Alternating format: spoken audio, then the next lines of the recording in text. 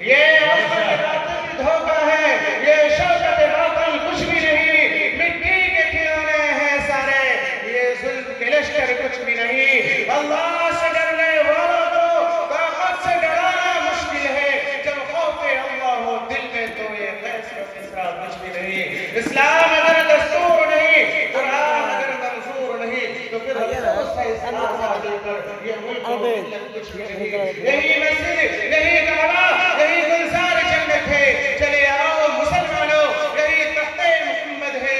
ہم روک رہے ہیں باطل کو، کوئی آئے ہمارے ساتھ چلے، یہ راستہ جنت جاتا ہے۔ کوئی آئے ہمارے ساتھ چلے، کسی فرعون کو مشکل کشا کہہ دو یہ مشکل ہے، کسی فرعون کو مشکل کشا کہہ دو یہ مشکل ہے، کسی دجال کو میں اما کہہ دو یہ مشکل ہے۔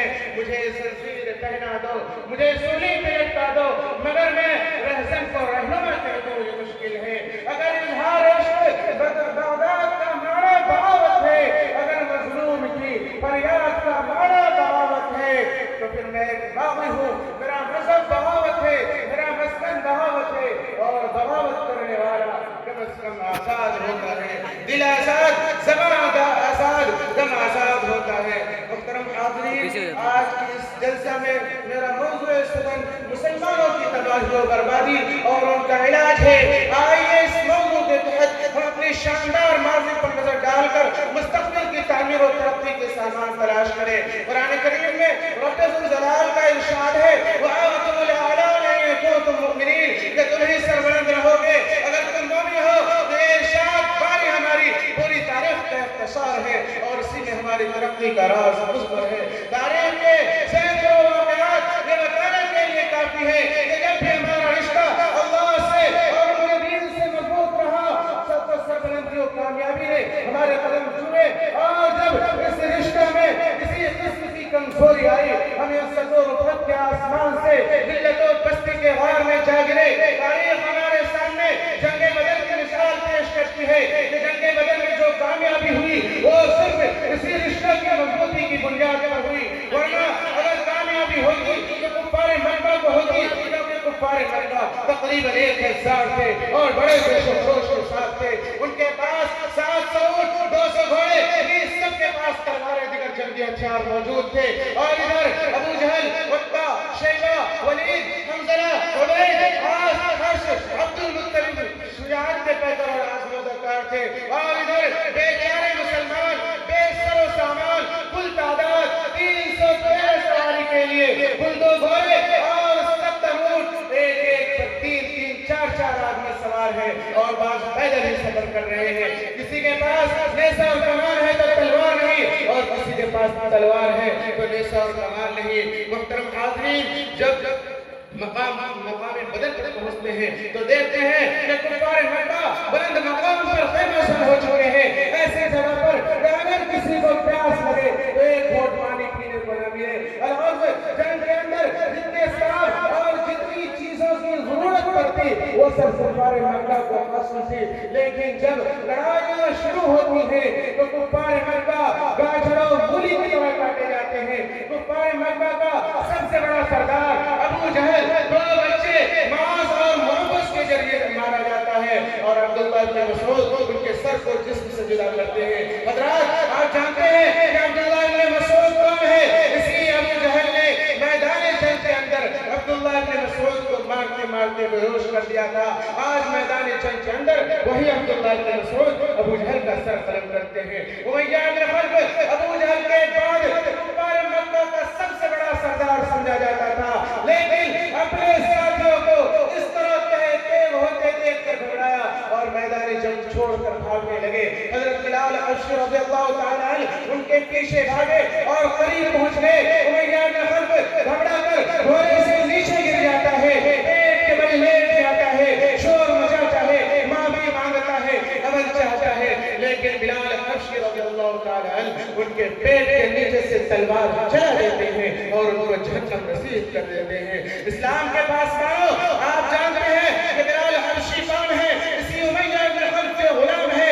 جب اسلام قبول کیا تو مکہ کے اندر تپتی ہوئی ریت پر لڑا کر پتھروں کی بڑی بڑی چٹانیں رکھ دیا کر دیتے تھے، تاکہ یہ حرکت میں کر سکے. راتوں کو زنجیروں میں لپیٹ کر اگلے دن ان کو کوڑے لگایا جاتا, طرح طرح کی اذیتوں اور تکالیفیں دی جاتی, یہاں تک کہ خود تکلیف دینے والے تھک جاتے تھے, اکتا جاتے تھے. کبھی امیہ بن کا نمبر آتا تھا تو کبھی ابو جہل کا نمبر آتا تھا تو کبھی اوروں کا نمبر آتا ہے.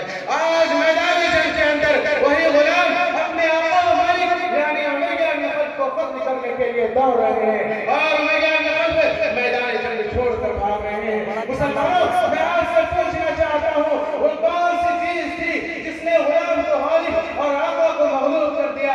سچ فرمایا ہے اللہ تبارک و تعالیٰ نے قرآن کریم کے اندر, وَآتُوا لِعَلَىٰ مُؤْمِنِينَ, کہ تم ہی سربلند رہو گے بشرطے کہ سچے پکے مسلمان رہے.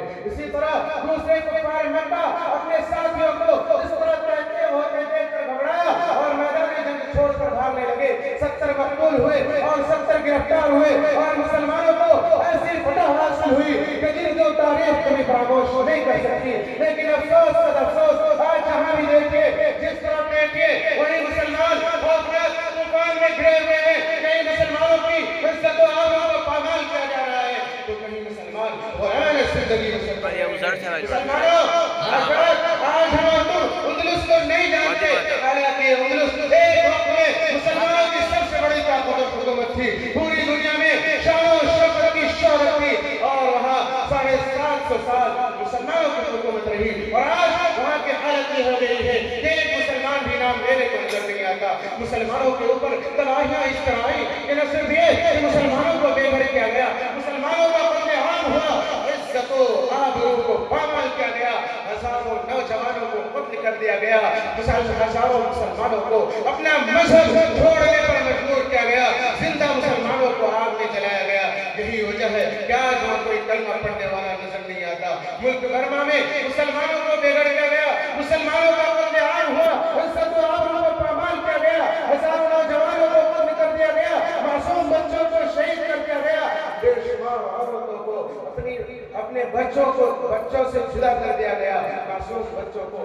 سخت سے سخت سزائیں دی گئی. جبکہ ملک برما میں مسلمانوں کی بہت بڑی تعداد موجود تھی. حضرات, آپ دور نہ جائیں, خود اپنے ملک کو دیکھیں, آج ہمارے ساتھ کیا نہیں کیا جا رہا ہے. کون سے ایسے مظالم ہیں جن کو ہم برداشت نہیں کر رہے ہیں, حالانکہ اسی ملک کے اندر ہماری حکومت رہی, اور آج ہماری حالت یہ ہو گئی ہے کہ ہم اطمینان کے ساتھ زندگی نہیں گزار سکتے. کہیں ہمارے قبض کی تدبیریں سوچی جاتی ہے, ملک سے نکالنے کے لیے منصوبے بنائے جاتے ہیں, کہیں ہمیں بڑے ملک کی کہہ کر بدنام کیا جاتا ہے. مسلمانوں, آج کیا ہماری حالت ایسی ہو گئی ہے, کسی شاعر نے کیا خوب کہا ہے کہ سوئی ہوئی قومیں جاگ اٹھی, بیدار مسلمان سوتا ہے.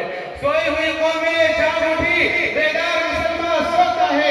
گہوارِ قلب مومن میں اب جس کا ایک کلمہ سوتا ہے. امت مسلمہ کے دھڑکتے دلوں, آج پوری دنیا کے اندر مسلمان ذلیل و خوار ہیں, غلامانہ زندگی بسر کر رہے ہیں. چاروں طرف سے جو ظلم و زیادتی کی آواز بنی ہوئی ہے. حالانکہ ایک زمانہ تھا کہ ہمیں دنیا کی ہر چیز سونپ دی گئی تھی, جس طرف قدم بڑھاتے جاتے تھے, بڑھتے اور پھیلتے چلے جاتے تھے. باطل کی کوئی قوت و طاقت ہماری راہ میں حائل نہیں تھی. اسلام کے پاس مانو, اسلام نے ہمیں بہت بڑا مقام عطا فرمایا ہے, لیکن افسوس کہ ہم نے اس کی کوئی قدر نہ کی اور اپنے اصل مقام سے ہٹ گئے. مسلمانوں, سمجھو اور ہوشیار ہو جاؤ, ورنہ لاپرواہی اور بے توجہی کا حال رہا تو یاد رکھے, ایک وقت ایسا آئے گا کہ ہماری باعظمت اور سربلند تاریخ مکروہ تاریخوں میں منتقل ہو کر دنیا کی تمام تاریخوں کے سامنے رنگ و نظر آئیں گی. مسلمانوں, آج ہمیں سوچنا چاہیے اور غور و فکر اس بات پر کرنی چاہیے کہ ہماری طرف تباہی کی راہیں کیوں بڑھ رہی ہے.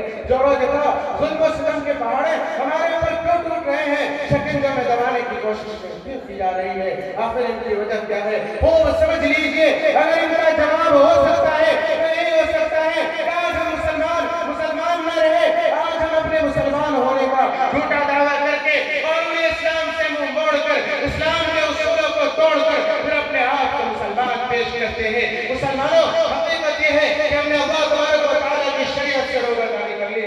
جناب محمد رسول اللہ صلی اللہ علیہ وسلم کی دامن مقدس کو سرد کر دیا. کسی شاعر نے کیا یہ خوب کہا ہے کہ اسلام تو ہے عدل سے عقل کے خلاف, اسلام کا اصول محبت ہے, پیار ہے, دامن میں اس کے گل ہے, مہک ہے, بہار ہے. اسلام نے